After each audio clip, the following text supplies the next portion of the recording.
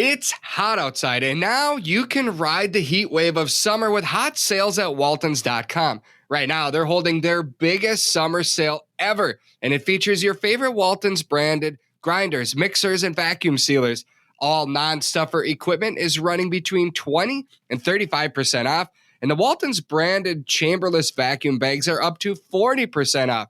If you want to keep your food fresh with their chambered vac sealer right now, it's $275 off. Yeah, you heard that right. So get a jump on processing season now and save big time with Walton's summer sale. It's hot. To order, head over to waltons.com today. This episode of the Flush Podcast is brought to you by Aluma Trailers, Federal Ammunition, Waltons, Onyx Hunt, Nutrisource Pet Foods, and by North Dakota Tourism. Today we're talking guns, dogs, and bucket list bird hunts with Tim Joseph from Benelli.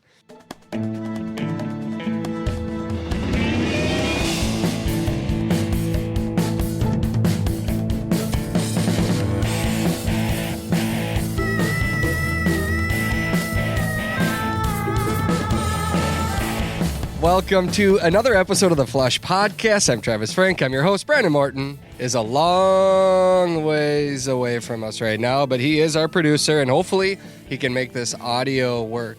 We are overlooking a little bit of paradise right now.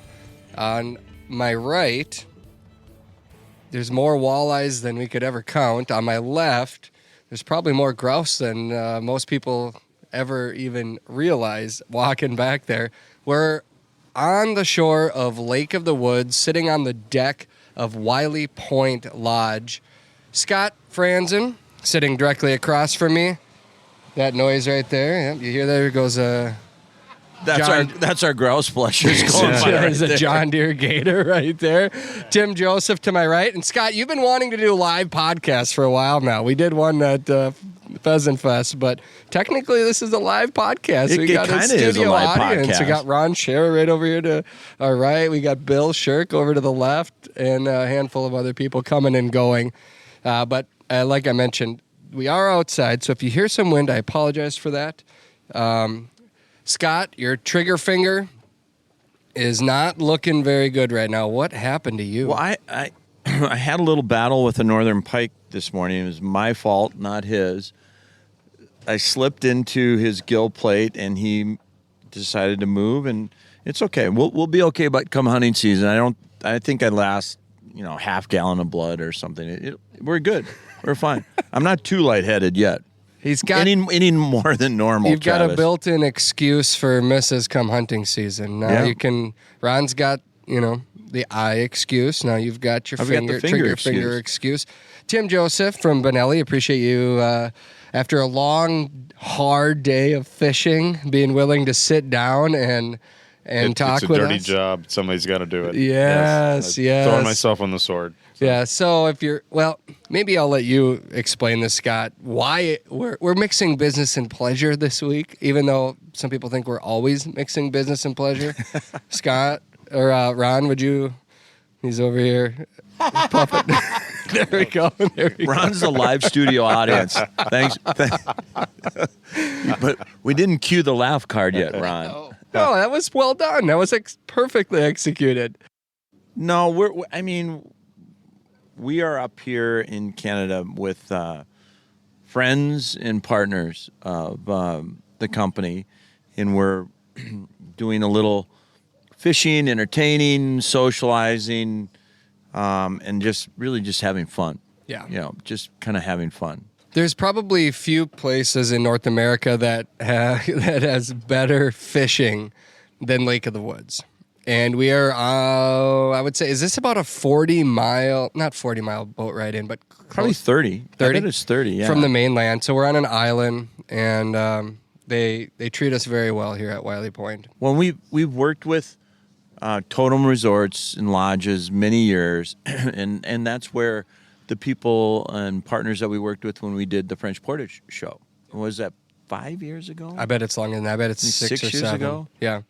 So this is one of those places that when people ask me, if you had a grouse hunt or a week off in, say, October, where would you go? And this one has been one that I've brought up many times. Not here at Wiley Point, but French Portage is about 8 miles.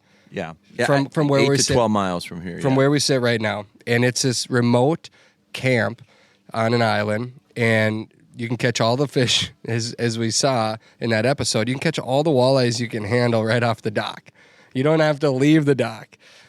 On the backside of the island, there's a bunch of rice, and we got all the ducks and geese we could handle. We got our limit faster than the cameraman wanted to the morning that we hunted for waterfowl. It was amazing. You talk to some of the people out here on the island, and they say this is one of those secret duck hunting places that not a lot of people know about. But we actually came for the grouse. That was our main reason for coming out here. And we just walk right in the woods behind the cabin, and there were grouse all over the place. So this is one of those unique places that you can come fish muskies, walleyes, hunt ducks and geese, and grouse, all, from basically any island. This is considered crown land. All these islands around here. And I don't know, Ron, can you tell me how many islands are on Lake of the Woods? 14,000 of them. There you go. No, I haven't counted them. Yes. No. I tried counting them one time, and I got to 30, I think. But it's a paradise. But what you're going to get to, Travis, is a lot of these islands have grouse on them. Mm-hmm. And now they're not nice, handy trails to walk, but there are rough grouse and spruce grouse, which is a different kind of bird most people don't get to hunt. But yeah, there's a bear here, deer here, and a lot of grouse. And you mentioned fishing, duck hunting, so it's kind of an outdoor paradise. Absolutely, yeah. I don't know how many grouse we saw, but one thing was interesting. They don't associate us with danger like they do in Minnesota, Wisconsin, Michigan. They're not used to dogs. They're not used to hunters. These birds look at you, the dog's on point, and they look at the dog, and they kind of just tilt their head a little bit and start walking away, and the dog on point just staring at the bird, walking away. And it was difficult for us to get them to flush a lot of times. The shooting, there's not real shooting lanes. There's no shooting lanes. There's no shooting lanes. So but if you want an adventure. Yeah. I mean, that's the unique thing about this is if you want to combine an upland, waterfowl, and fishing adventure, this is the place to do it, really. I mean, there's not many. Well, you can do it in other places, maybe in the States, but this, every island you go to is basically public land. Mm-hmm. And you're in an adventure. And we had an adventure, too, when we did it. Yep. We lost a camera. We got reined in. We had to. How did we get home, Travis? We had to boat one place and then come back and then boat in. We were kind of stuck on the island for a day and a half, weren't we?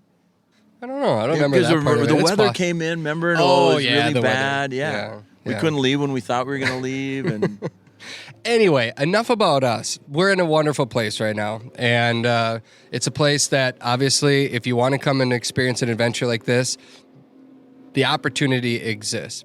Tim Joseph, I want to bring you into the conversation. Tim, you have traveled around the world on hunting adventures, but in particular bird hunting. Are there any bucket list bird hunts that jump out to you that you've been on?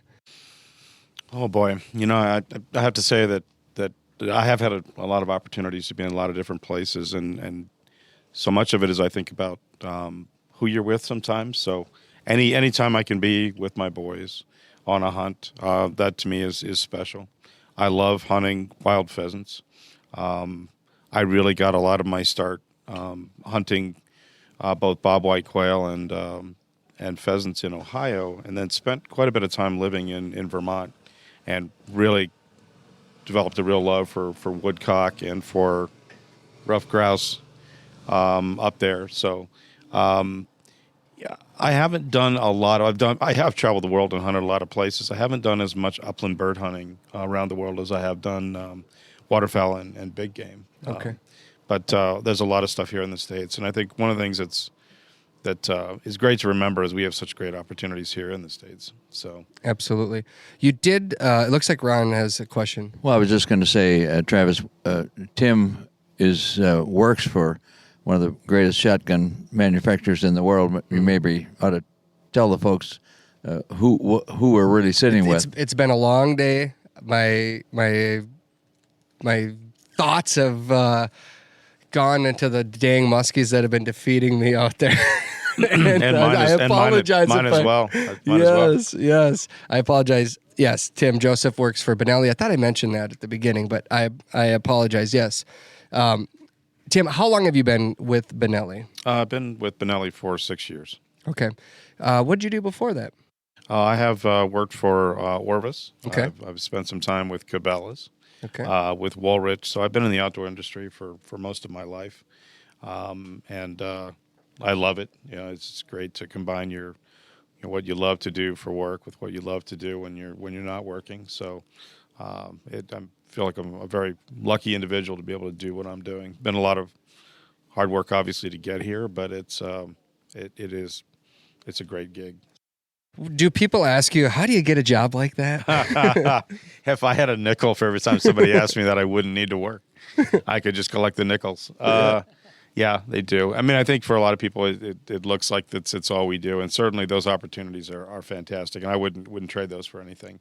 But there's a lot behind it too that actually feels like real legitimate work.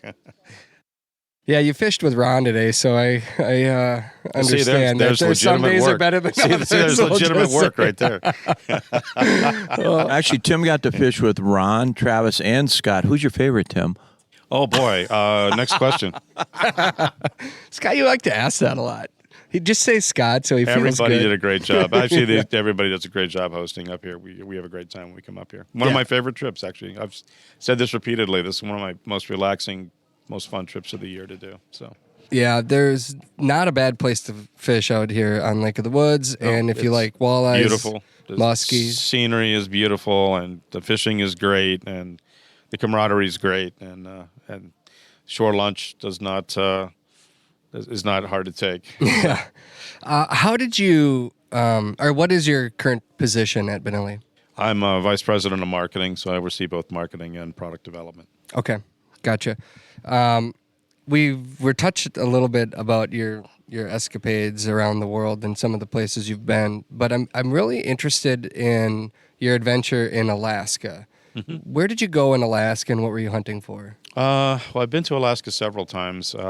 We did a couple things. One of them was, well, I'll get to that one, I guess, secondly. I just came back from Alaska in May. I was up there for black bear. Okay. One of the things that we've introduced since you and I talked last is a bolt-action rifle for Benelli. Mm-hmm. And Which one is that? It's the Lupo. Yep.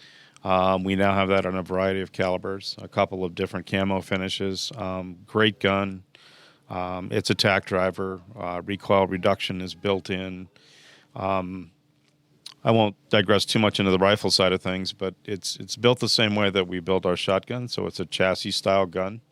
So rather than your traditional rifle has a forend and a stock that are all one piece, this one has a chassis in the middle. It has basically the middle part, and then you've got the forend and the stock are separate, which means that you can adjust this gun in the same way you can adjust a shotgun to fit you.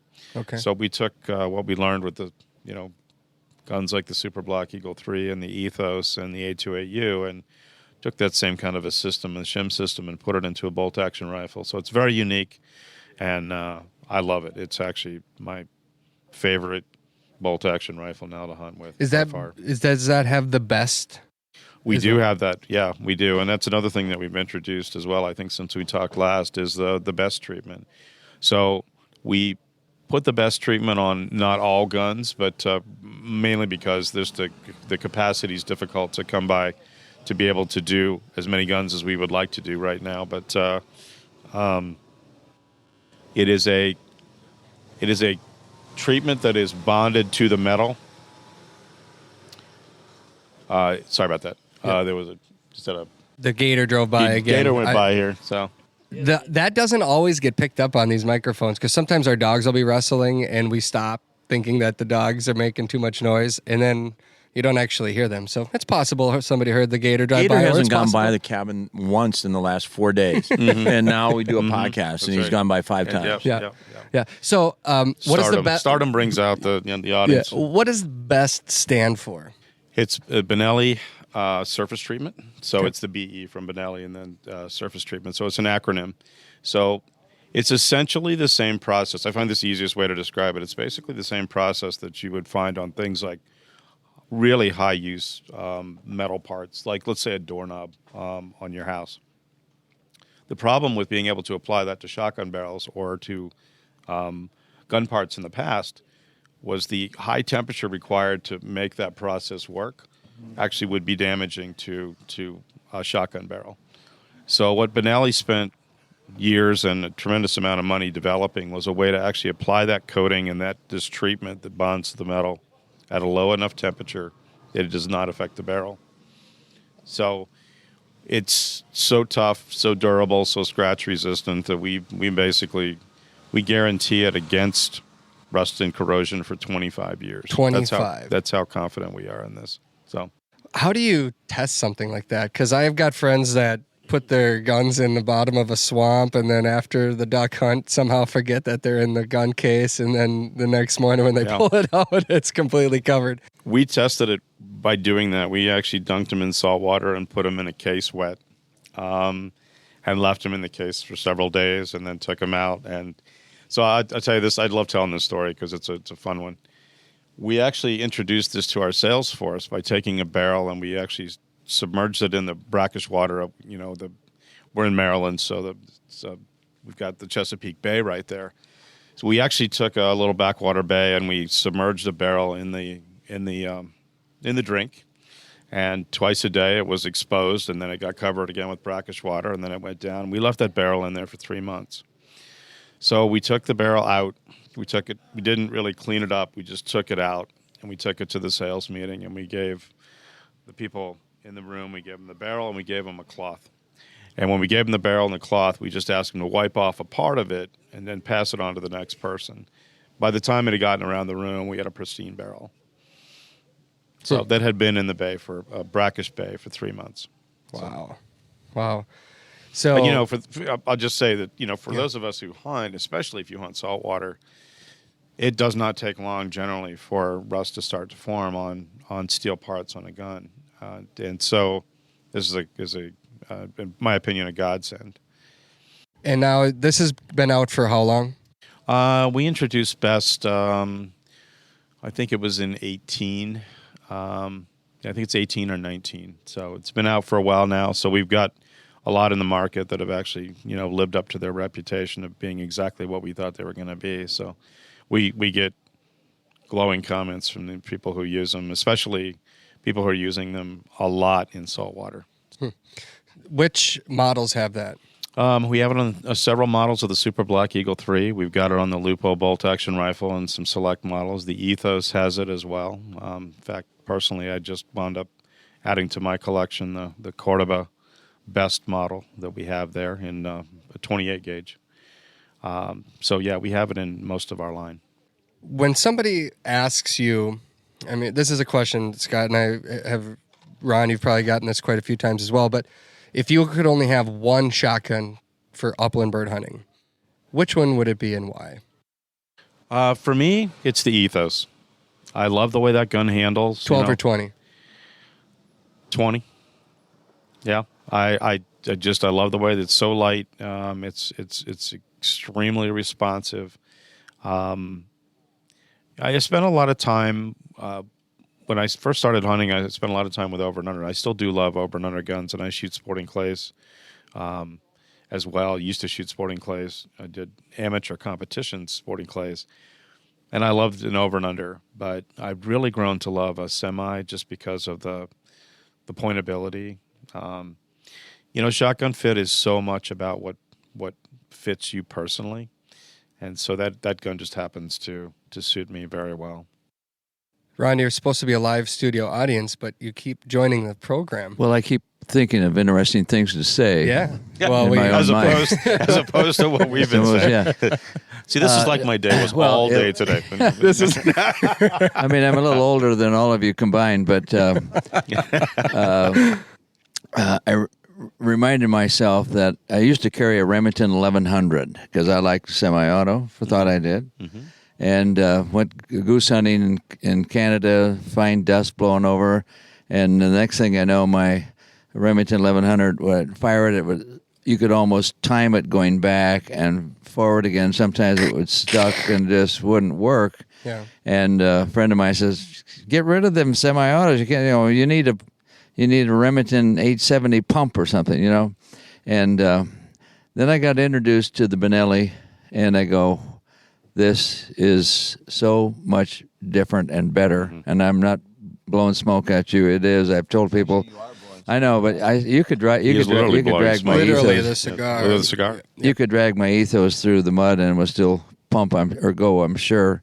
So that's a remarkable improvement for semi-autos because of the experiences I had. And I wasn't alone. A lot of people had that with the old style.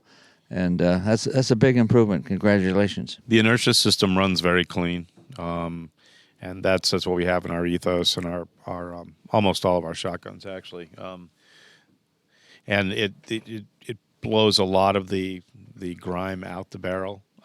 It does not contain it, and we take a lot of pride in our firearms just continuing to run no matter what the conditions. They just cycle and they cycle and they cycle and they cycle and they just don't give up. So my story to prove that I've explained to several people when they ask about, because I have an Ethos 12 gauge, Benelli Ethos, and we were in North Dakota, probably 25 below zero temperature, actual temperature, but the winds were just howling.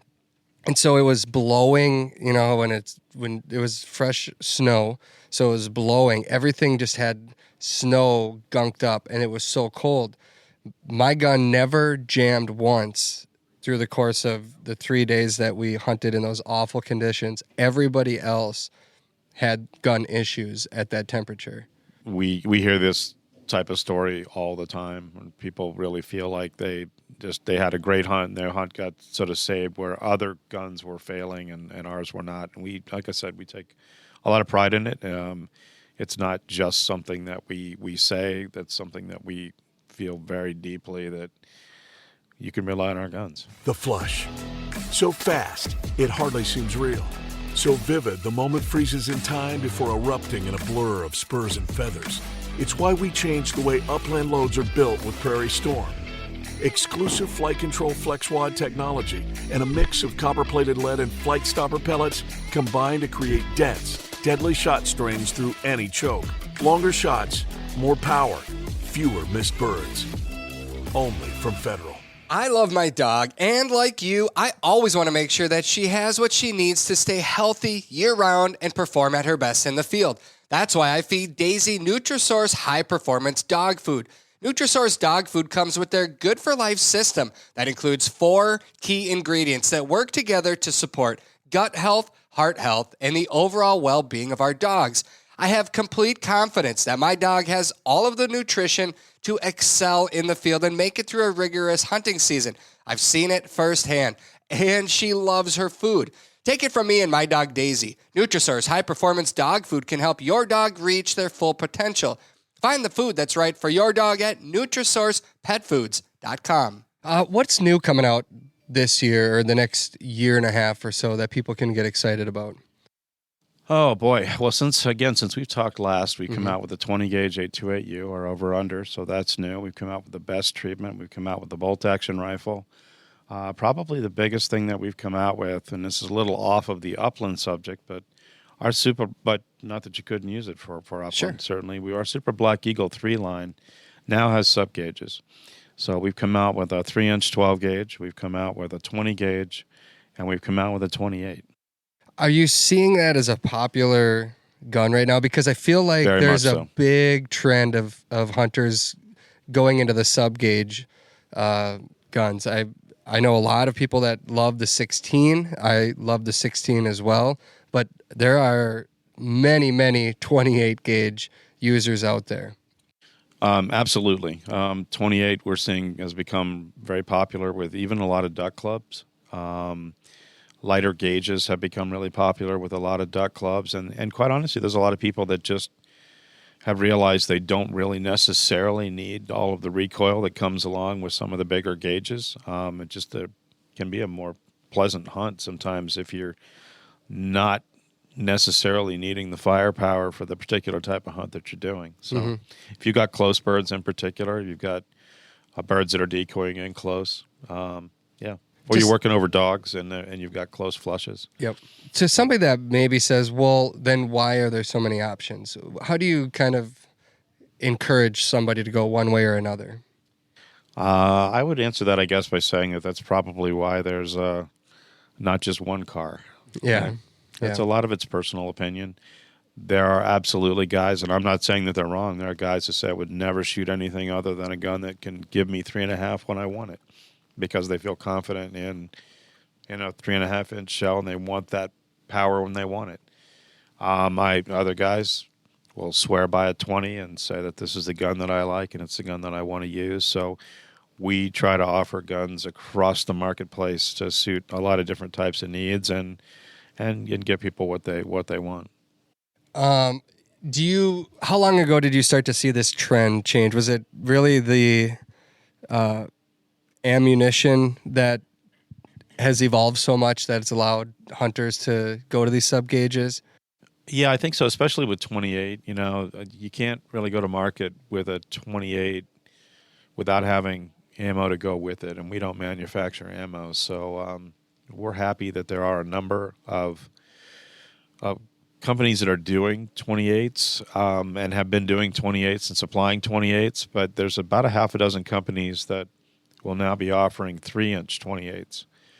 And so if you want to use a 28 for pheasants, you want to use it for ducks, there are a number of companies that are coming out with 3-inch now as well. So the Super Black Eagle in the 28 gauge shoots 3? Yes. 2 3/4 and 3? Yeah. Gotcha. Yeah. A lot has changed in the firearm industry since we've talked. I think a lot of people would say, you could say that. Get to the question about the guns. Are you making guns? Are you caught up? It's all the time we have today. And, yeah. So I've had Brian Kelvington from Federal on, and there was a while there too where he's like, there's just this, everyone has the same question. Where's all the ammo? Where's all the ammo? And we got in depth into that conversation as well over the last couple of years, more than one time on this show.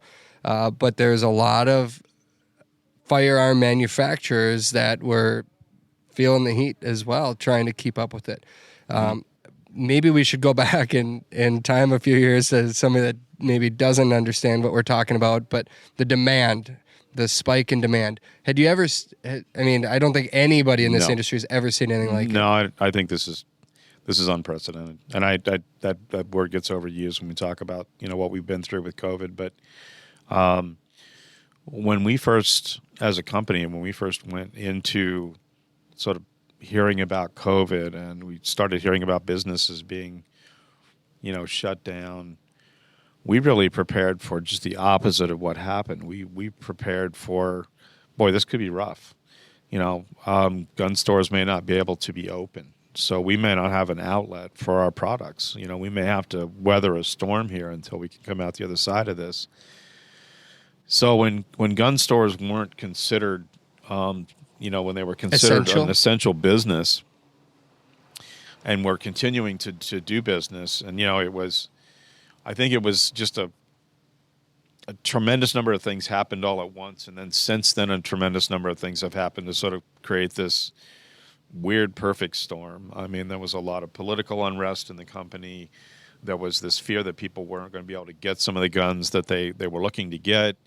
And there began to be a rush. There began to be a rush on ammo at the same time. And those two things, I think, kind of stepped on top of each other. And one created additional demand for the other. And so it started going crazy. Now, we never backed off of production, but all of a sudden it was difficult to sort of foresee what the future was going to look like. It also, I think, for most people, we assumed that we would see this expand and then contract. And this has happened a number of times in the firearms industry, where there's a rush or there's a run and there's a lot of interest, and then it will go back down again. Well, this went up the first year of COVID, and then it went up again, and it continues right now to go up. What made it so difficult to actually be able to keep up with that demand was we had X amount of capacity in a lot of our factories. A lot of our factories got hit very hard with COVID, harder in some cases than we did here. So Italy had some long mandatory shutdowns for what they could do and how many people they could sort of bring on. So even though they wanted to ramp up, they couldn't necessarily do that as quickly as they wanted to. So we're still playing catch up.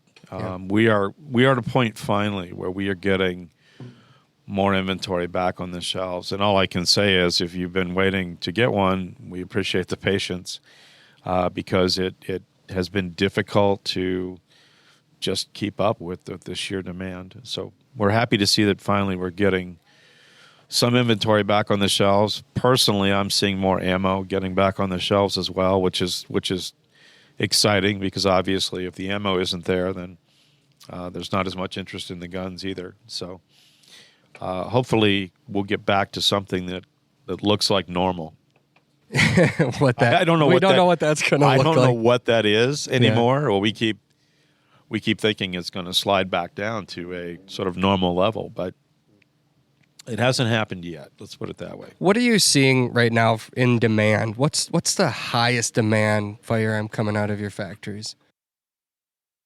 Well, I think the one thing that was probably the most, even though we saw an uptick in everything because of unrest and the sort of, I think, the fear that COVID put into people, even from a standpoint of, boy, is there going to be? Am I going to be able to protect my house? Are we going to face some sort of weird situation here where I'm going to need to have a home defense gun? We saw things like our M4 model increase substantially. So guns that could also be used for home defense. Not that you couldn't use any of our guns for home defense, but the ones that are specifically made for that, those probably took the biggest percentage jump. But anytime that you have people going into a firearms store for anything, let's say that they're going to go in because they want to buy a striker-fired pistol because they want now a personal carry gun, or they want a gun for their vehicle, or they want another gun at the house. You have that much more foot traffic going into stores, and then you've got guys, and I know some people personally, this was the case. They went in for one thing and then came out with something else because they decided, well, that gun's on the shelf. I've been thinking about that. I'm going to buy it while I'm here. So, what do you foresee based on? You guys look out how far in advance? Do you guys try to plan? Is it 6 months? Is it a year, 2 years? We formulate 3-year plans and then watch those. In some cases, adjust with the world. Yeah. We look at about 3 years, or try to look at about 3 years at some sort of an estimate. On a day-to-day basis, obviously, we're looking at our day-to-day, week-to-week sales, month-to-month sales. But we really have to plan because of the timing it takes to get guns from Italy. We have to plan about 4 to 6 months in advance. All right, Tim, all the different models that you have, you mentioned that the Ethos 20 is probably your favorite, but which guns would you say, shotguns, kind of fit into the upland world the best? Super Black Eagle 3 is really our flagship waterfowl line. Mm-hmm. Ethos and the 828U are really what we consider to be the upland side of things. Gotcha. I want to go back a little bit because you mentioned Alaska, but you didn't actually talk about your hunt in Alaska. Oh, I'm dreaming about the days that I get to walk for birds in Alaska coming up here, but you've already lived it. So can you fill me in a little bit on what I need to know and what somebody might want to do sometime if they're interested in such a hunt? I think you mentioned you're going to go for ptarmigan. Yes. So I had a chance to do that on one of the westernmost Aleutian Islands. We were filming a series of commercials there for the launch of our 20 gauge 828U, our best treatment, and we were and the Lupo rifle. So we were actually doing 3 different kind of combined hunts and filming those. So I had a chance to hunt ptarmigan there, which was interesting.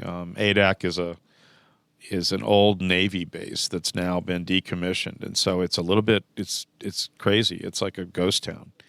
There's about, at one point I think there were 8,000 people that lived there, and now there are about, generally speaking, there's less than 100. There's no hospital, there's no police force. You're 5.5 hours from just about anything in terms of getting any kind of help. It was crazy to be sort of that remote. And then you really walk outside of the village or the town that's there, this sort of abandoned base, and you can get into ptarmigan fairly quickly in this sort of those rolling hills around there. So I think what was most spectacular about it was the scenery. It's just spectacular scenery. Unfortunately, when we were there, we were in a down cycle for ptarmigan. So there are times when ptarmigan are so thick that you may see 20, 50 birds in a flock. We were finding singles and pairs. Interesting. So we were just at a down cycle when we were there for that. But that didn't make it any less spectacular. Yeah. So Sometimes you get to hunt in some places. It's less about the actual pulling the trigger part. It's doing just about anything the in Alaska experience. with the backdrop of Alaska Yeah.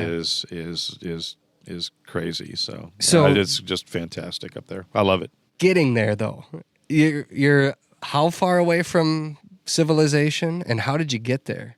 Well, we flew to Anchorage, and then it's actually about it's about a 3.5 hour flight by 747. They go twice a week to get to Adak, and so there's no any other time. You either have to get there by boat, or you could get there by another type of plane. You could island hop to get there, but we went by 747, and it's a route that they maintain to make sure that they still have supplies that they require for the small amount of people that do live there full time. When they order something on Amazon, it doesn't necessarily show up next day I don't on think that ADAC. gets there maybe necessarily overnight. Was that the place that you got in the boat that almost got stranded out there, where the lifeguard or the captain said the life jacket? We did. We had engine alarms going off on one of the boats that we were on, because we were actually going to different islands to film different things. So the rifle hunt was for caribou, and so we had to go to a different island for that, and or different parts of the island. So that was the best and easiest way to get around, was to go by boat to go to different spots and put in. So the Bering Sea is north of Adak, and the Pacific Ocean is below it, and they are on slightly different tide schedules. So when one is up, all the water rushes between the islands and forms some crazy, nasty currents. And if it happens to be that the Bering Sea is higher and coming down, and there's a north wind, it creates what they call the washing machine, which is just crazy standing 6-foot waves with no real pattern that you have to get through some of the channels to get to where some of the filming was that we were doing. So it was a little bit hairy. And at one point, one of the film crew asked where are the life jackets in the boat, and the captain said, "Well, they're underneath the seat that you're sitting on." He said, "But that'll get you an open casket funeral." He said, "Because in this, if you fall out," he goes, "by the time I can come back to get you, there's a pretty good chance that we won't be able to bring you back from the hypothermia that you're in." So he said, "Just don't fall over." Water temperature is roughly 34, 35? It was in 40s, low 40s. Low 40s. When we were there. What was the best part of that hunt? Besides the view? What do you take from it? I mean, if you look back on it. I want to make sure this doesn't get misunderstood when I say this. You know, I as I said earlier, I feel really fortunate to do what I do. And I love the concept of being able to go and hunt new places and hunt for new species, and not to check a box, but to have the experience. To me, that's really special, is to go and experience a place, experience the hunt, experience the background and all the things that go into it. It's not about, I mean, obviously everybody wants to take whatever they're going to be after, but to me, it's not so much about that. It's about being able to, take that animal, but do it in such a unique way, or in a unique space where you have a new experience. I mean, I think that's what it's about, I guess. It boils down to me as the experiences. Just being up here and what we're doing here, just another great experience. I mean, you taught me a lot yesterday about fishing for muskies that I wasn't familiar with, and that was I great. taught you a lot of things not to do. Yeah, well, apparently, but no, I think you taught me exactly what to do. We just weren't fortunate enough to get into them. But you know, it's man, if you can go through life and you're still learning, even if it's something that you love like this, to me, that's the best. Yeah. Scott, do you have any questions you want to? I actually do. I want to ask the question that I know you want to ask, but you've been beating around the bush the whole time and not asking it. And I want to circle back to the guns, Tim. Travis really wants to know this. Sometimes he misses high. Sometimes he misses low. A lot of the times he misses behind. Which is the gun that corrects all of that? That's what he wants to know. It's the one that I'm shooting, so I'll go with you. No, there's not a real answer for that. No. All Benelli solved that problem, so just buy a Benelli and then you're safe. I actually do have a real question for you, Tim. If someone listening to the podcast is new into upland hunting, and you know, I know it's different for male versus female, and fit's a big deal. But if you were to narrow down a gun for them to kind of go shop for, try out, fit first, what would you say if you're a woman getting into the sport or a man getting into the sport? Actually, I would recommend the same gun for upland. I would recommend the Ethos. Okay. I know a lot of women who shoot the Ethos because it's light, it's intuitive to point. I would recommend that gun for upland for both. So, and in that 20 gauge, in whatever you're comfortable shooting. I mean, I love the 20 gauge. If you like a 20 gauge, then the 20 is a great way to go. If you prefer a 12, then 12's a great way to go. Hunting season is just around the corner, and that means it's time to start planning. If you're looking for a great bird hunting destination this fall, then I strongly recommend that you consider one of my favorite places to hunt. That's North Dakota. North Dakota is a bird hunter's paradise. You can hunt both waterfowl and upland birds all in the same day. And North Dakota has approximately 700,000 acres of private land open to public walk-in hunting. This year, North Dakota has a population estimate of 3.4 million breeding ducks, which is 38% above the long-term average, and their prairie pothole region is smack dab in the middle of the Central Flyway. Their spring water index also came way up, over 600% from last year's drought. Habitat on the landscape looks great, and I'm hearing reports of a strong hatch from their upland birds. With a little scouting, you just might find yourself in a field surrounded by wild flushing pheasants, sharp-tailed grouse, and Hungarian partridge. Start planning your fall hunt in North Dakota at legendarynd.com. If you're an outdoor lover on the go, then odds are good that you have toys and equipment that you want to haul. Aluma Trailers, well, they've got you covered. Their trailers are built by a hardworking team in Bancroft, Iowa. They have models for nearly any and every hauling need, from ATV and UTV trailers to utility, snowmobile, motorcycle, car trailers, and even fully enclosed trailers like mine. Trust me when I say that Aluma trailers tow like a dream. Their trailers are constructed out of lightweight, strong, corrosion-resistant aluminum, and they are 100% maintenance-free. Plus, they come with an industry-best 5-year warranty. Visit alumaklm.com to find a trailer that fits your needs. The onX Hunt app is one of the most valuable hunting tools that I take into the field every day. I use it on every hunt. Seriously, every hunt. Their app tells me everything I need to know about the lands that I want to hunt and the lands that we can all legally hunt on. The app also shows your location on planet Earth and clearly lays out the land boundaries.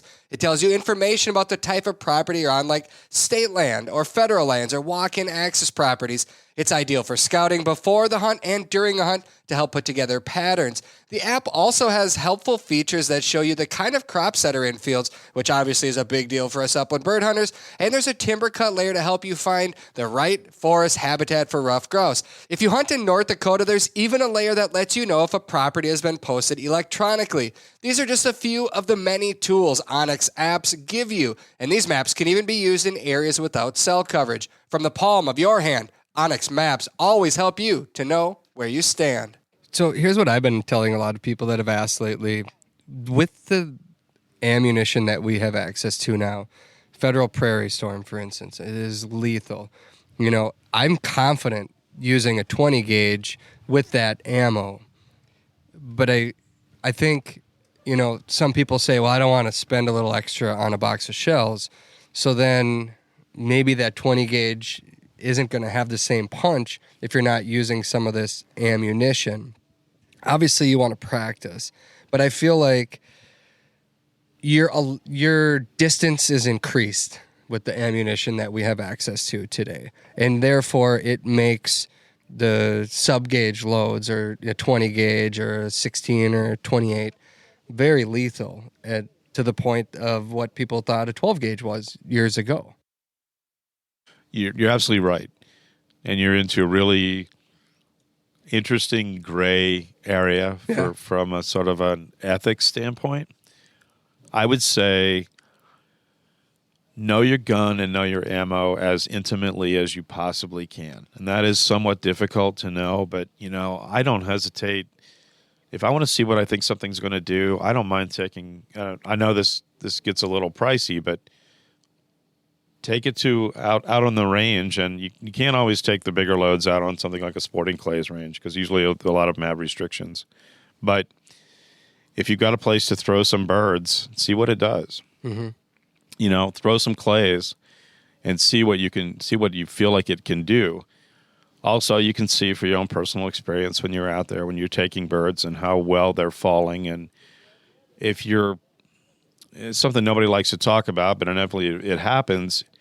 If you're dropping a lot of birds that are wounded or they're not taken cleanly, zone in a little bit and come back. It's the big challenge I think we face a little bit as firearms manufacturers and as ammo manufacturers. We always want to say, be great to say, let's put it that way, that this can actually kill further and mm-hmm. cleaner. Cleaner is great. Further, maybe if you're absolutely on and you're a great shot, mm-hmm. but not always if you're not. And so that's where you get into this gray area of how far out should I be shooting? You know? And it can change too, depending on the birds you're hunting. Absolutely. And the choke in your gun, you know, and so it's funny even because the time of year, you get later birds and you've got fuller plumage on them, and you may not be killing as cleanly. So I think it's important to remember that, you know, ethics are a big part of this, should be a big part of everybody's experience. And so, yes, you're absolutely right. The ammo is getting better and better.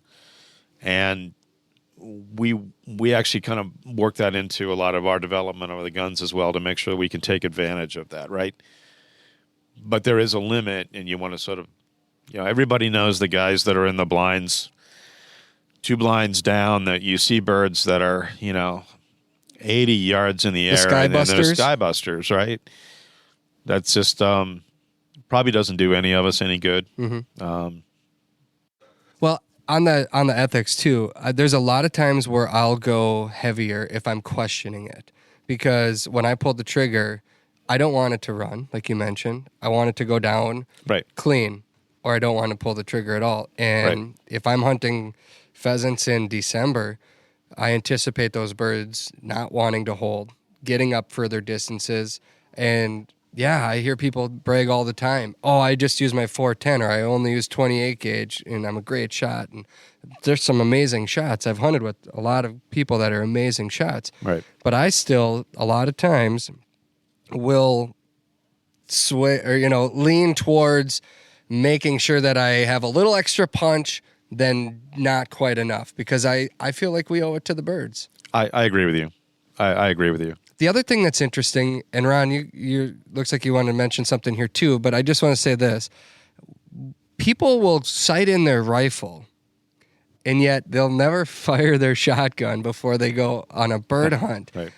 And I had Scott Carlson from Carlson Choke Tubes on this show a while back, and he talked about how, I'm not saying dangerous, but just how different ammo shoots in a gun, and people need to know where that shot is going.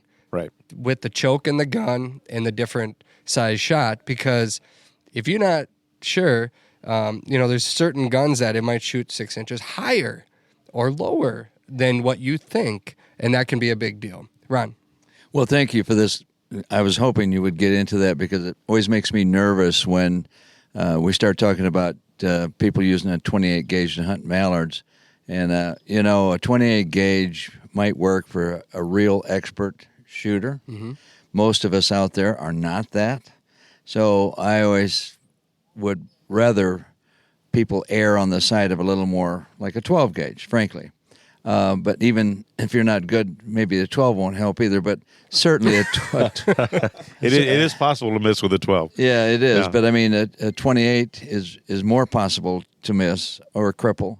And people see the ads, like you mentioned, Tim. Hey, you can shoot great distances now, and so that's what they go with. But they don't look at themselves as shooters and shotgunners. And so then we have this issue of a lot of crippling, et cetera. So thank you for that discussion. You're welcome. In terms of bucket list bird hunts, Tim, are there any that still exist on yours? Oh yeah, actually, I would like to do more bird hunting in Africa. I've done it as an extension of being over there for big game, but it was a secondary situation. And they have francolin over there and a number of other things that are I think would be a lot of fun to go after. I've done it, like I said, just a little bit. We did it for a couple of afternoons on a 10-day. Francolin? Yeah. What are they like? They're like a little. They're like a grouse-sized bird. Just a little bit bigger than a grouse-sized bird. It runs around on the ground mostly and flushes a lot like a grouse. Have you ever hunted perdiz in Argentina? I have not. I have hunted waterfowl in Argentina, and I've seen perdiz. But again, when I was there for that particular hunt, we didn't get a chance to go chase them. But that looked like it would be a lot of fun as well. That's something I'd like to do. If you could only hunt one bird for the rest of your life, what would I it be? hate this question. Everybody asks this question, and I hate this question. Ron and Scott, I'm going to ask you the same. Well, let them answer first. One, I can only hunt one bird for the rest of my life, huh? Yeah. Oh, boy. Scott, you know what you'd go for? Is it upland we're talking about? Yeah, upland birds. It's really... Okay. It's hard. Well, then it's not the only one, but let's say you got a week off to yourself. What are you going to go hunt? It's hard to beat wild pheasants. There's just wild pheasants, I think, are just a lot of fun. I mean, I love grouse too, but wild pheasants are a lot of fun. Yeah. They have a way of outsmarting you. Scott? They do. I would concur with Tim for two reasons. They're a lot of fun to hunt. You can hunt them until January, but a bonus when hunting pheasants, wild pheasants in certain areas, is you also get to shoot some huns and some sharp-tails too. So I would go with the pheasant. And plus, I hunt flushers, and they're just really fun to hunt pheasants with, especially late season like we've done, Travis, or we talked about. Thick cover, that's what some of these labs are made to do. Yeah. Ron, going to our live studio audience here. Well, I hate to agree with Scott and you, Travis and Tim, but a wild ringneck pheasant is always underestimated of how smart they are. Oh my gosh! Yeah. And they run a lot more than people think they do, and they run farther than you think they do. And their hearing is excellent. And what gets me is if you get some inexperienced hunters out, and maybe it's late season, they're yelling at each other, yelling at their dog, and those pheasants are. I've seen pheasants a quarter of a mile away. As soon as you slam the car door, they're flying out already. So they're just a great bird. Mm-hmm. And let's not forget how beautiful they are and how tasty. and tasty. I was going to add that you get that bonus as well at the end. And I love grouse, and I like woodcock, and I like all those. But pheasant is you get the table fare on the back end. That's really good. Yeah. Not as good as a ruffed grouse. Sorry, guys. I would agree with that. Yeah. Rough There's grouse more is the of it. best. There is more of it. And they're right behind us right now, which means I think we're You're out right. of time. I'm going to go do some scouting. I might have to come back up here. Scott, anything you want to add to the show? No, I was just, it's really interesting, Tim, listening to not only your knowledge of your profession, but the places you've had the opportunity to go hunt and explore just makes for wonderful stories. Thank you for sharing those. Oh, thanks. Like I said, I feel privileged to have had the opportunity. So. Yeah, I feel privileged just to be sitting around here. Look at all these guys around. We've added a few more to the studio audience, but really, look at this view out here. It's worth experiencing. Gorgeous. If you've never been to Lake of the Woods. Wiley Point Lodge out on this island is incredible. Totem Resorts is a great place. It's got 3 different options, or Actually 4, if you count French Portage. They have French Portage, which is a standalone cabin where you would make your own food and do your own kind of fishing by yourself, like we did in the show. Mm-hmm. And then they have Wiley Point, which is an outpost kind of resort, and Totem Lodge and Yellowbird. And, Tim, Travis, we had 100 fish days up here, Yeah, the first day when we went out, I kept the clicker going for the Jim and Jim in the back, and the 3 of us, and I clicked it 113 times. We caught 113 walleyes that first day. Yep. And, the biggest in our boat was a 25.5 incher. So far this week, we've seen 29 and a half. which is close to 10 pounds. Yep. Depending Especially on this the time of bill. year, yeah. Exactly. So big fish, but a lot of fish. We've Shore seen lunch. muskies. Yep, We've seen muskies, big yep. northerns. Yep. Yeah. Yeah. It's been great. It's a wonderful place. Getting back to the Flush, our episodes are airing right now on the Outdoor Channel. New episodes from now until the end of December. We hope you're enjoying watching them. If you have any topics you want us to dig into, any guests, please reach out. You can find us on our website at theflush.tv or on Facebook and Instagram. We love to hear from you, so keep sending the messages in, and we'll keep answering them and having guests on. Scott, Just one last comment. Ron and I will be joining you for a podcast coming up in, 3 weeks for a special announcement? Oh, that's right. Yeah. Yes. I think, is it 3 weeks? I'm not sure. It's in a couple weeks. Just tune in every week for the next 6 months, and you'll hear the special announcement. Yeah, you can. We'll just tease it and say you might be able to walk in the field with Ron and Scott. And, Oh, boy. Yeah. Tim, you're gonna have to tune back in for this one. I will. I will. Yes, there's an invite coming. We'll just say that. Oh, there we go. Yeah, Tim, appreciate you taking the time today. Thank you. Yeah, hopefully we Happy get to you be that here. muskie here. The sun is plenty of time yet today. Oh, there we go. There we go. All right, we'll be back next week with another episode of the Flush Podcast.